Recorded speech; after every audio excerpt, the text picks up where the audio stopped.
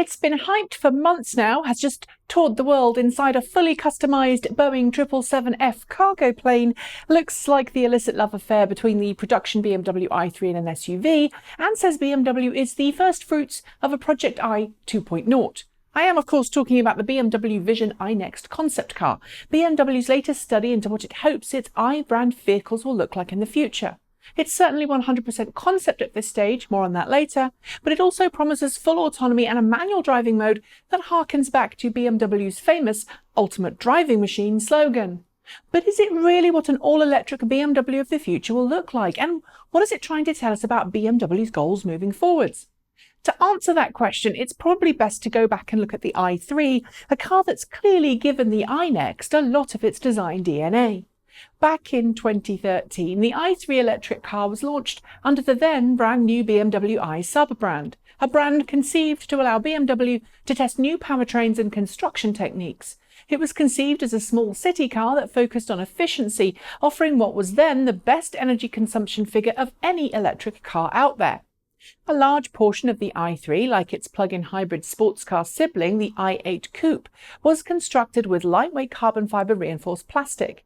This not only lightened the car and contributed towards its energy efficiency, but also lowered the total carbon footprint of vehicle production. The i3 was designed to slot into the subcompact end of the premium plug-in car marketplace.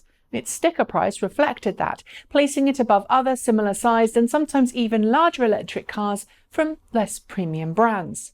While not everyone liked the quirky stylings of the BMW i3, just over 100,000 examples have been sold worldwide since 2013, and the technology developed and refined in the i3, as well as its limited production test fleet precursors, the Active E and Mini E, has led BMW to develop both plug-in hybrid and all-electric technology for its mainstream and mini brands. It essentially allowed BMW to design and test electric vehicle tech outside of the mainstream brand, testing the waters for an all-electric future until it was sure that EV technology would sell. And this brings us back nicely to the Vision iNEXT and what I think is its purpose. These days, BMW seems committed to electric cars, and its execs and engineers reiterate this regularly. It's even bringing its first all-electric model to the mainstream brand in just over a year's time, in the form of the iX3, an all-electric, long-range, fast-charging version of the new BMW X3 compact crossover, which means the iNEXT just has to be more than an electric SUV. Instead, it's a technology and design vision for what BMW thinks it may be building sometime in the next 10 years. And that means a lot of technology we haven't seen in its production vehicles. There's a promised range of 370 miles or 600 kilometres on the overly optimistic NEDC test cycle. There's a pair of electric motors which give a sub-4-second stoplight sprint time, and autonomous driving tech. But remember, this is a concept, not a pre-production vehicle, and that means specs are, as usual, a little vague. Interestingly though, unlike some concepts, these specs seem achievable, given that the Vision iNEXT is large, and some commentators have noted worthy of the iX7 or iX9 badge, indicating it would sit at the top end of any BMW range if produced. The battery specs quoted are certainly achievable by today's technology.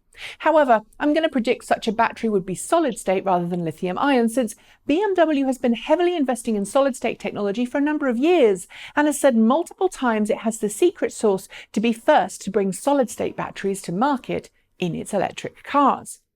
Outside of the electric drivetrain, BMW says the Vision iNEXT showcases what it hopes will be a vehicle capable of full Level 5 autonomy where legal and Level 3 autonomous driving elsewhere. That means a car that can handle select parts of the journey by itself, but may require a human to tackle other parts of the journey, and requires the human to be ready to take over from it at any time. In this mode of operation, BMW wants its cars to hand back precious time to their owners, allowing them to relax or work rather than having to drive. This is why it hopes vehicles will become their owners' new favourite place. There's a voice-activated assistant. Hey BMW is the key word here. Interactive touch surfaces, there's a rear seat that responds to gesture-based controls on its surface, and plenty of boutique design elements like the weird multicolour suede-like fabric on the rear seat.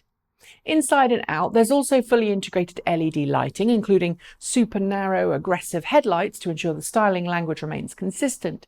And of course, they're those massive 24-inch wheels that, despite their size, are in proportion with the car. Like Nissan's recent concepts, however, BMW is adamant that it wants to give the driver a choice of when to drive and when not, giving drivers a choice of ease mode, fully autonomous, or boost, fully manual operation. Of course, I could go into the language used in BMW's press materials on this. BMW of its usual paraphrasic self in this regard, throwing around more superlatives than I've seen in the last months, but I think you get the gist. So what of the BMW Vision iNEXT? Well, it's certainly a concept car at the moment, but BMW is adamant it previews a car it hopes to bring into production by 2022, after it's produced the BMW iX3 and i4 to market in 2020 and 2021 respectively.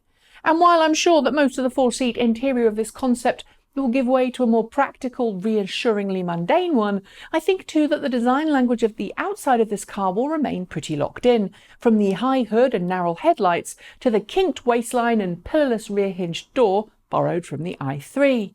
In its most basic form then, I think this is what the BMW iX7 or iX9 or whatever else it's called will look like from outside. But will it contain the inside tech? Well, I've yet to see a concept car become a production vehicle without serious interior modification, so I don't think so. That's it. As always, hit the notification bell to hear the moment a new show is uploaded. Subscribe to both of our channels, and if you fancy it, support us by using one of the two links below or by buying something from our swag shop. Thanks for watching, and as always, keep evolving.